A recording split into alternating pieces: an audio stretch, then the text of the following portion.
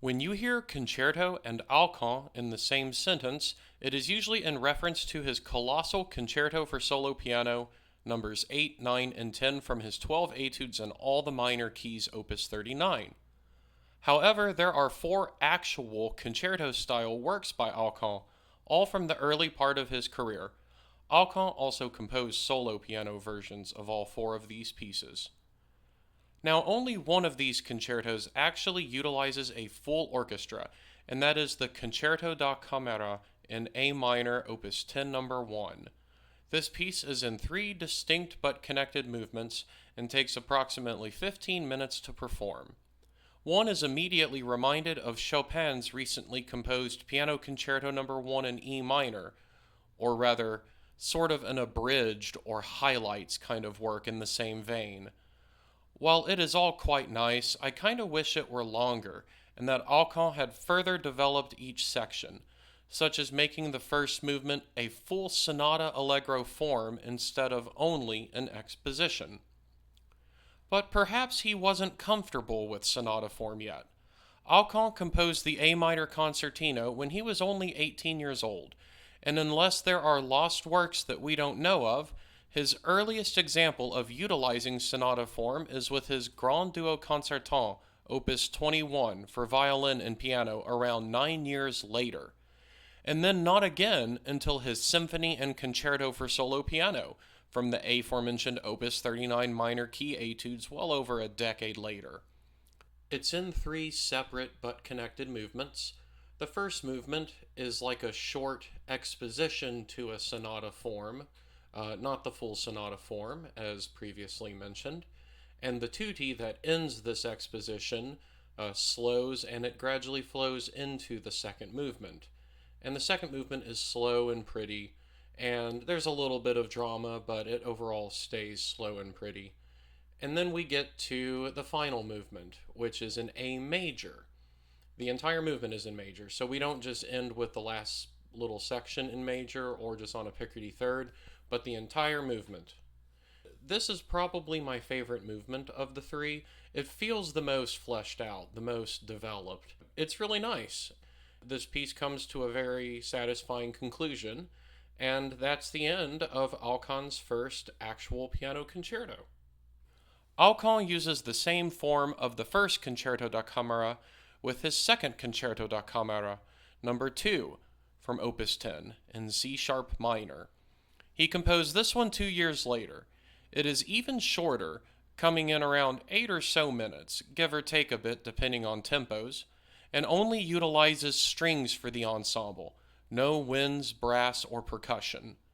This piece can actually be played with just a string quintet, which is how Anthony Goldstone recorded it on the 1992 CD Alkan, A Symposium, and how Mark Viner performed it in this video on Indian Summer in Levoca's YouTube channel. Honestly, I think I prefer this concerto over the A minor. The compact form works for both of these pieces, and I wouldn't call them bad or uninspired. They really are quite fine.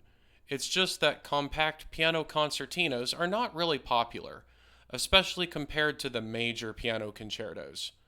Also, these are early works by Alkan from a time that he had not fully developed his personal voice and style yet. He was still strongly influenced by salon style, largely composing showy virtuoso pieces to make a name for himself both as a pianist and composer. Both pieces have been recorded by Dmitri Feofanov, Marc-Andre Hamelin, and Giovanni Bellucci. The number 2, C sharp minor one, has also been recorded by Michael Ponti, Anthony Goldstone, Francis Bou, and Daniel Spiegelberg. The third piece that I want to talk about, well, this one is a bit complicated. Some call it his Concerto da Camera number 3 in C sharp major. That's how it reads on Dmitri Feofanov's and Giovanni Bellucci's albums. It's just the second from his Andante Romantique, opus 13, in C sharp major. Really, Alkan? Why not D flat major? More on that later. Anyway, Mark Viner also performed this work in his aforementioned YouTube video of the Concerto da Camera No. 2, and he calls it Andante con Sourdines, which I believe is more accurate than Concerto da Camera No. 3. So it exists in both solo piano and piano plus strings version, and I believe both versions are from 1837. The solo piano version is Opus 13 No. 2, but I am not totally sure if it is accurate to call the version with strings Opus 13 No. 2 as well. Certainly not Opus 10 No. 3. Furthermore, the string parts to this piece were thought to be lost until recently. Both Feofanov and Bellucci did not play from Alkan's string parts, but from different modern reconstructions. Feofanov's recording used string parts composed by notable Alkan musicologist Hugh MacDonald, and Bellucci's recording used string parts by president of the French Alkan Society, François Lugenon. Mark Viner's performance is with Alkan's actual string parts. And guess what? Alkan's actual string parts are in D-flat major, not C-sharp major. He could do that for the string players, but not the pianists. This is a single movement andante in ABA form and only takes between 5 or 6 minutes to play. The A section features ascending and descending chords in the piano that outline a hidden melody in the solo version, but if playing with strings, the strings play the melody. The B section actually uses the same theme as the A section, but suddenly shifts from C-sharp major to A major. The theme alternates between hands, while the other plays frighteningly transparent arpeggios that Alkan explicitly marks to be played without pedal. I hope you practiced your arpeggios really well. One slightly uneven note and everyone will hear it. Oh, and did I mention the strings tacit here? All eyes and ears will be only on the pianist. No pressure. We return to the A section in C-sharp major once again, with the up and down piano chords, but this time fuller and louder in both the piano and strings. After this, it winds down to a soft and serene conclusion. Years later, in 1843, Alkan composed a solo piano introduction to this piece. Because throughout the piece, the piano is playing chords that go up and down while the strings play the melody, it is nice to hear the pianist plainly introduce the theme before the strings enter and the piano breaks into the chords. The solo piano version has been recorded commercially 3 times, and all without the intro. First by Robert Cooper Rivard in 1988, second, only 1 year later by Osamu Nakamura, now Osamu Kanazawa, and third, in 2012, by Lloyd Buck. There are also notable performances on YouTube of the solo version without the intro by Vincenzo Maltempo, and with the intro by Mark Viner, Elias Führer, and Jeffrey Chen.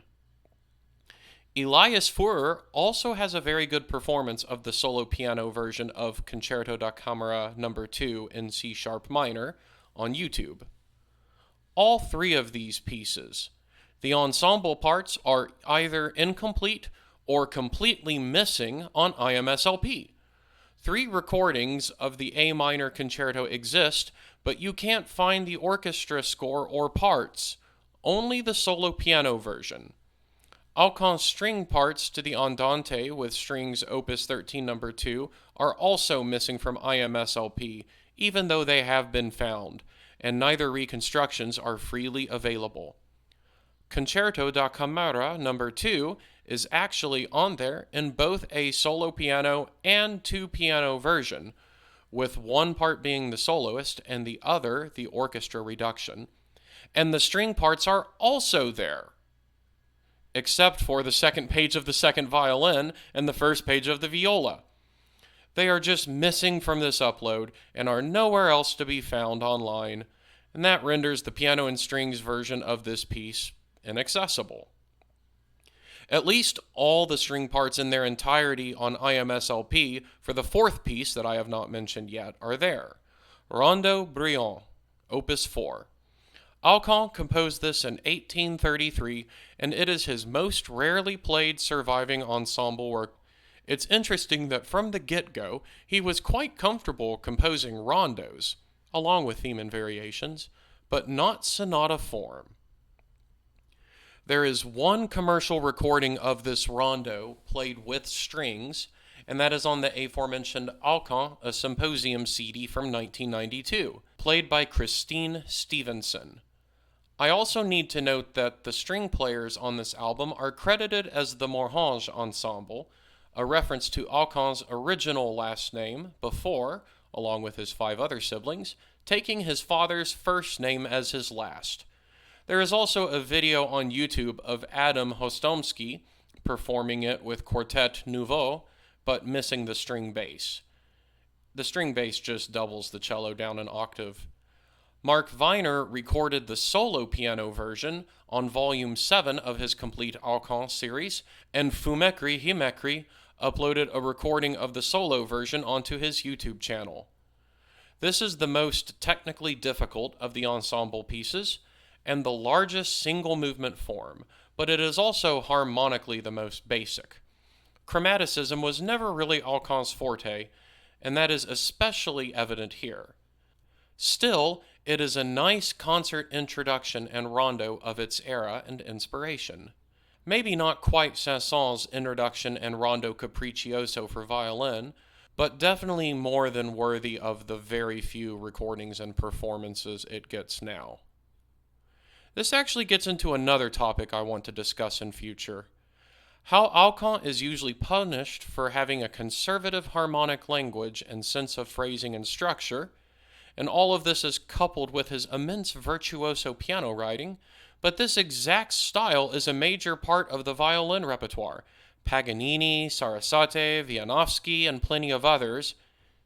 As a pianist who plays with violin players regularly, I do like and appreciate this repertoire.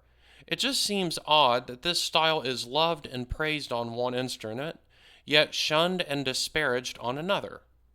But that's a topic for another time. With these concerto-style pieces by Alkan, I really hope that somehow the full scores and complete parts for all that is missing can make it onto IMSLP soon in some way, even if it's just the manuscripts. I believe modern editions of these pieces, or at least the Opus 10 Concerti da Camera, for purchase or rental are in the works, which is great, but the music itself is in the public domain worldwide, so any score or edition that is also in the public domain, even if it is only the manuscript, should be made freely and publicly available. These days, more and more enthusiasts are producing high-quality free editions of rare older music for no money, but instead just out of passion. Just for the love of the game, as they like to say. And isn't the love of the game the whole reason why we Alkan enthusiasts got into him in the first place? I mean, it's not like our piano teachers forced us to learn his music as students, and playing standard repertoire is a much safer bet for a professional career. At least that's what I hear from almost everyone. We sought this music out from our own curiosity, in spite of the norm. We marched to the beat of our own drum, a la Le Tambour Bat au Chap, and we want this music to be performed, recorded, and taught more than it currently is. I am not sure if these 4 concerto-like pieces will ever become standards, and that perfectly makes sense. I'm not demanding that, but it would be nice to hear them at least a little more often than we do currently. It gives us a more complete picture of what the musical scene was like in the 1830s in Paris. Also, in general, I wish piano concertinos and other shorter piano concerto-style works were more popular in addition to the usual full-length war horses, orchestras, and solos repeat over and over again. Even if they aren't performed much, at least we have recordings to listen to whenever we want. Thank you for tuning into this episode of Discussing Alkan. I will take a break from the sort of investigative works where I talk about recordings or scores that are still unavailable. For next week's episode, I will discuss a specific piece by Alkan that I believe is one of his very best works.